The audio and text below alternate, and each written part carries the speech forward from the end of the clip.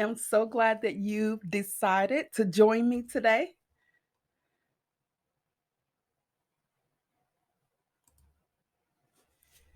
Welcome. I am Latosha Cullins, and we will be going over the steps to searching for the expert in you. Today, I'm going to show you the steps to determine what you are an expert in. Believe it or not, some people have more than one talent. And as an entrepreneur, many times we find ourselves in that same predicament of having quite a few talents, and we're just trying to figure out which pathway to go down.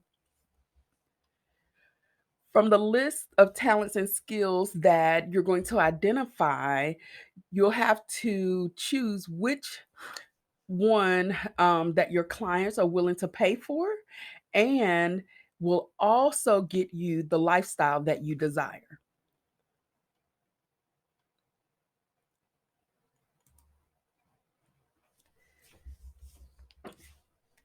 What are you best at? Now that you know why you want to find the expert in you, it's time to come up with what you can become an expert in. Okay. The easiest way to discover this is to start by thinking about what you're best at.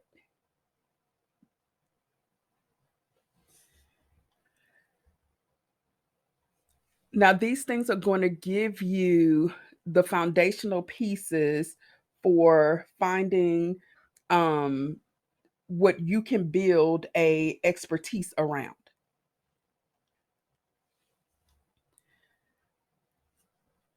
And you're going to find that a lot of these things are going to be things that you naturally that you just naturally excel at them. So, what I want you to do when you're writing this list down is to not censor yourself at all. So, don't give yourself enough time to say, you know what, I'm not quite sure if I'm good at that or not. Just write it down. If it comes to your mind, just write it down. If people come to you asking you for advice about it or asking you to, um, do it for them or make it for them, all of those types of things, write it down, right? Once you write those things down, off to the side, I like for you to order or put a number next to the items that you wrote on your list and list them from one to whatever it is that you have, depending on what you're best at.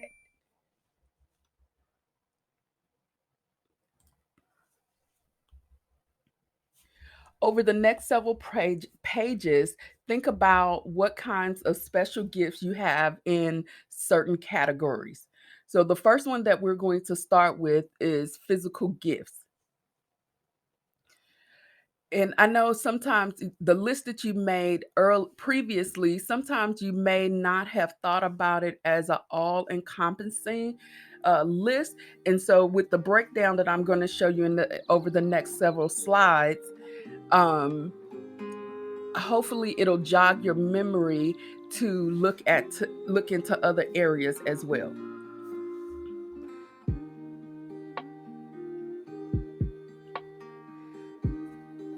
With the physical gifts, we're looking at the things that you are doing that may require you to have strength.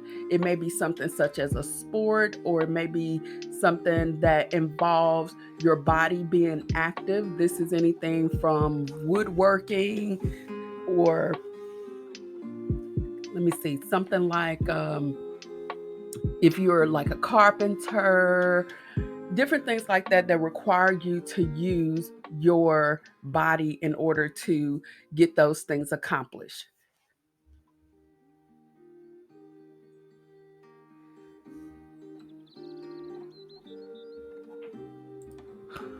Then the next thing that we're going to look at are intellectual gifts.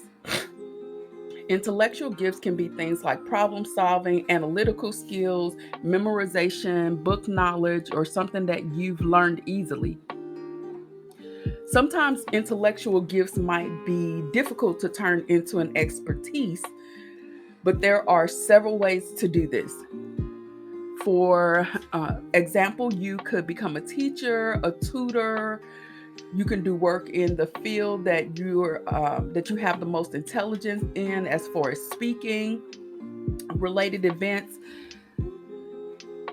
And I know you're probably thinking, how do I take what's in my mind and actually get paid for it? But most coaches today are selling their intellectual properties.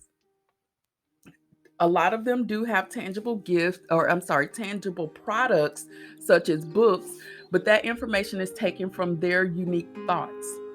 Okay.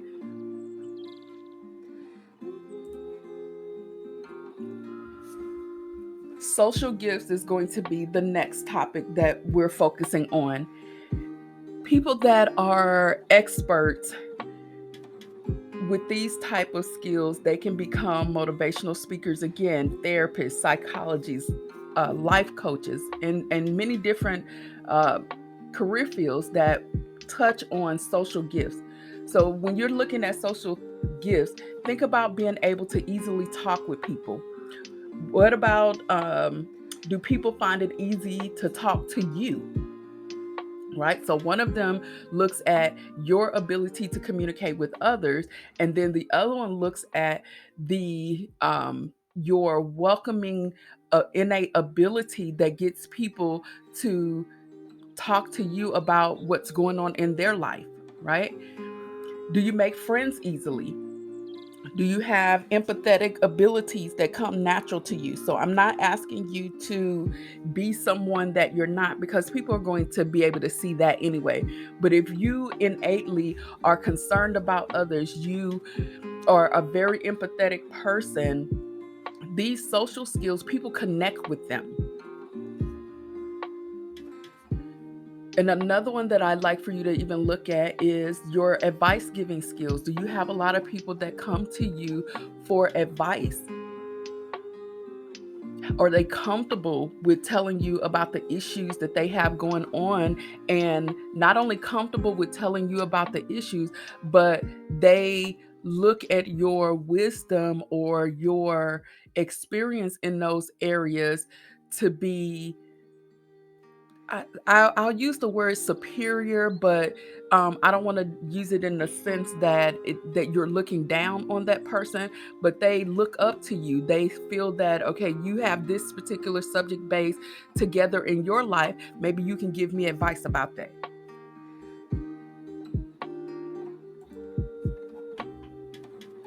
Another topic is going to be the artistic gifts.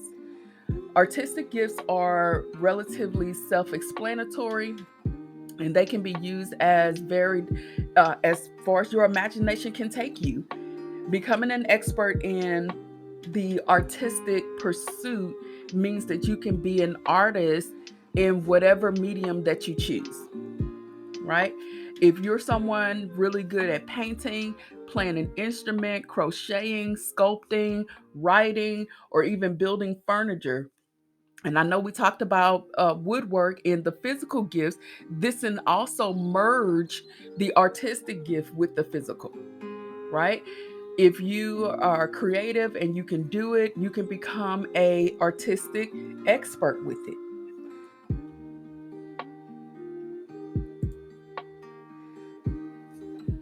The next topic is special skills. When you're thinking about special skills, they can be things that are niche oriented or things that you may have received training for.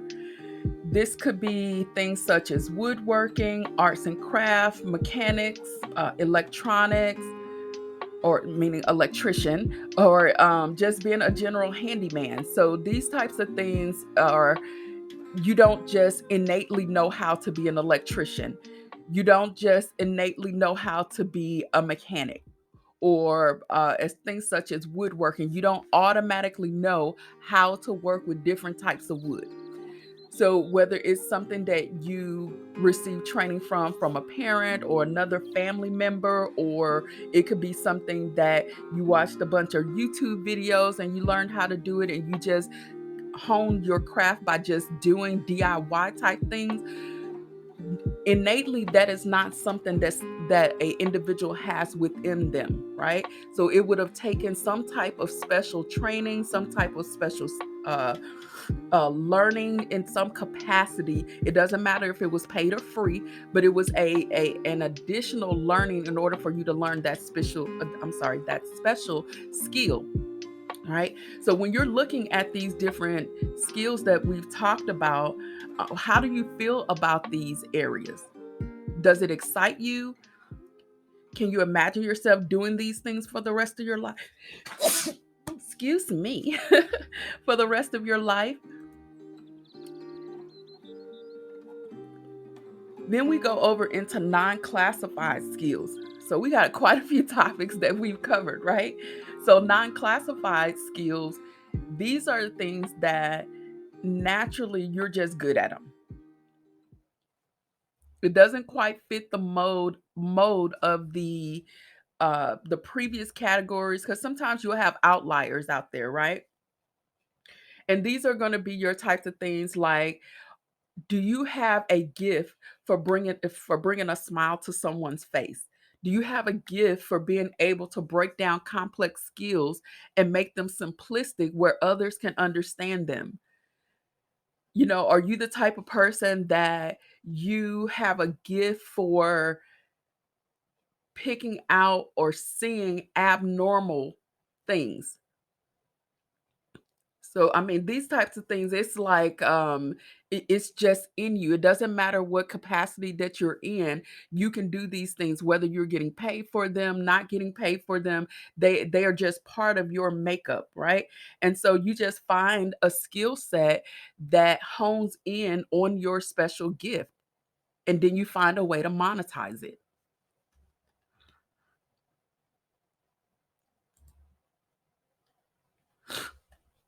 How do others see you? Sometimes it's hard to pull out the gems that are inside of us. This is where other people can come in and they can help because they can see the outside. You know how they say you can't see the forest for the trees? So they'll be able to see the things that maybe you just think are just, normal. And the other person comes in and they're like, no, of the people that I know, you're the only person that knows how to do this to the capacity that you know how to do it, right?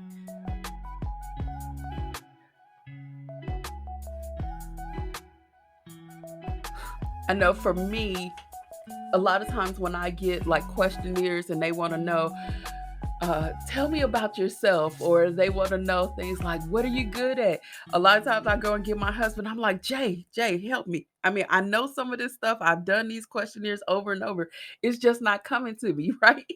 So I'm the type of person that I'm always into a lot of stuff because I do have multiple skill sets. And then the other thing, if you're in my inner circle, you know that I talk a lot about ADHD. So I'm an adult functioning with ADHD. And so with having ADHD, it does get me off on this and that and this and that. And I'm like, oh, I want to learn how to do that. And oh, I want to learn how to do this. And so it's made me to the point where I do know how to do a lot of things.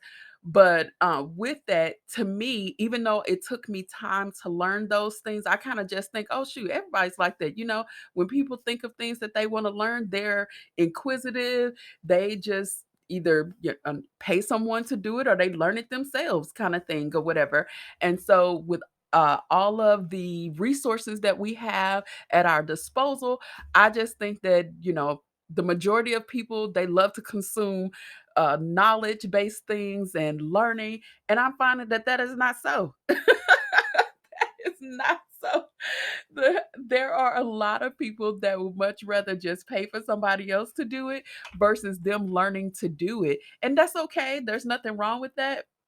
Um, But then there's a lot of people that are in my boat too, that we're like, shoot, teach it to me. I can do that kind of thing. So you do have skills that others will be able to see that you have that you may not think about them yourselves. Think about what do you enjoy doing the most, right? So you have this list that we've gone over. I've given you a few topics that you can address when you are creating this list, just in case you may have looked over something or maybe you didn't think about a certain skill set.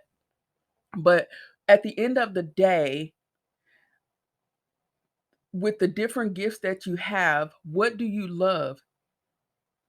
What would you find the most fulfilling to be doing on a daily basis?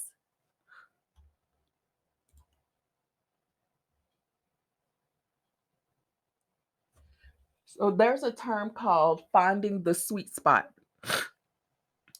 And the best jobs, careers, businesses, they're going to be the ones where your skills, your gifts, your passions, they meet markability.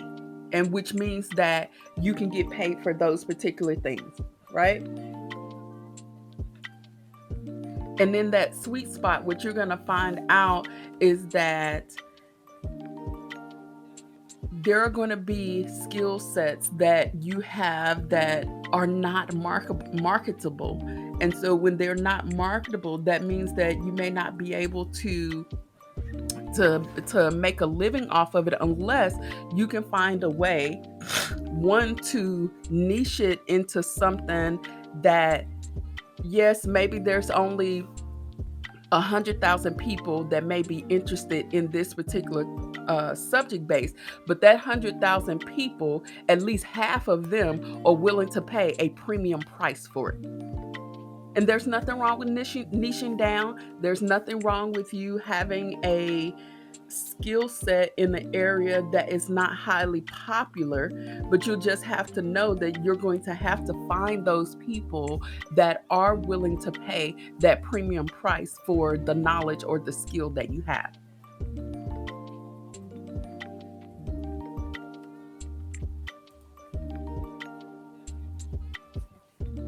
Improving your gifts. Once you have an idea of what you like to pursue to become an expert in, you'll need a plan. The thing that you're going to look at is those particular gifts. Do you know them enough to where you can just pick up from where you are and turn it into a course? You can pick up from where you are, turn it into a seminar or webinar or something like that. So can you pick up from where you are, or is it one of those things where you may need to have a little additional training before you can put it out? Now, what I do want to do is caution you in this particular area, because people can get to the point to they're like, oh, I need just a little bit more training. And what ends up happening is they get stuck in this area. So you'll be forever learning, yet not earning. So we want to make sure that you don't get stuck in this particular spot. So if there's something, really quick that you can obtain to in order to monetize this particular gift or this particular skill, then those are the things that you want to say, okay, I need to learn how to um, do Facebook ads or something like that. Now you understand your skill, you know your skill, but you want to do a Facebook ad in order to get the masses to be able to find out who you are and what you offer. Now that's something quick that you can learn. That's also something that you don't have to learn. You can pay people to run Facebook ads for you, but that's just an example, and I would caution you to not run Facebook ads until you have developed out your particular offering, because Facebook ads are just going to put a fuel to that fire. So if you don't already have the foundation set, that could end up being disastrous. Okay. So make sure you've at least run through your program a few times, or your course or whatever it is, run through it, and then you can light the fire with Facebook ads. So Again, don't get stuck in this particular area. Make sure that whatever your plan is, that you also have a deadline for that particular step.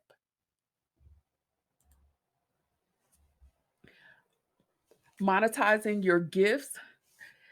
Let's see. So, just about any expertise can become something that you can monetize. It's just how you offer it to the world, right? It just takes a little bit of creativity, a little bit of planning. You're going to have to do research to find out who your people are. Are they willing to pay for it? Do they have the means to pay for it? So that's the kind of things that you will have to look at when you're doing that list. You've already numbered them one through whatever. Now you're going to have to find that, as we said earlier, the sweet spot on the one that brings you joy, and then also that you can monetize.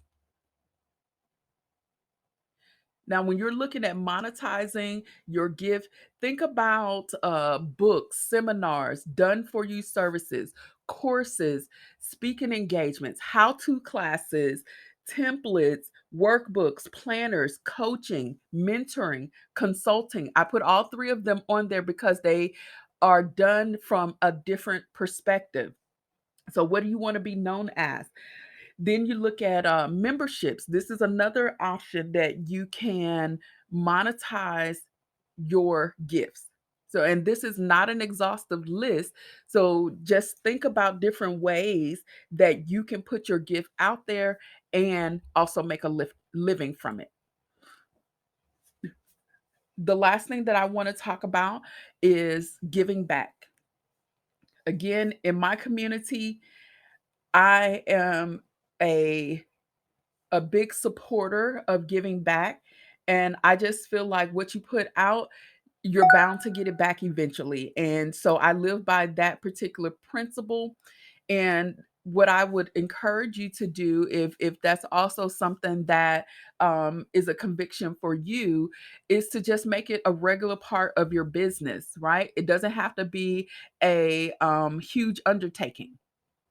So giving back can be sometimes as simple as, for every client that signs up with your membership, your coaching package, buys a product from you, that a percentage of it will be donated. And whether or not your clients know is really up to you. But what I will tell you is that a lot of people want to be part of something else that's greater than them. And so if you show that you are supporting another worthy cause, a lot of people will jump on the bandwagon just because they see that component in you to give back to others. And they understand that when they purchase from you, it's twofold. Not only are they getting the knowledge or the service that you're providing, you're also taking a portion of those proceeds and you are donating it or giving it, whatever term you want to use, to another worthy cause. And those are their dollars that they're helping you to be able to give to that cause. So it's twofold for them.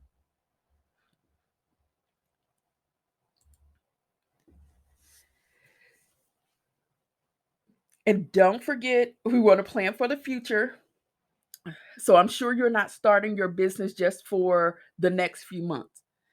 So that means that you should have goals. Write those goals down for years 1 through 5 and just let your imagination flow. Don't think about, oh, I'm never going to be able to make $1 million in 2 years. Don't think about that.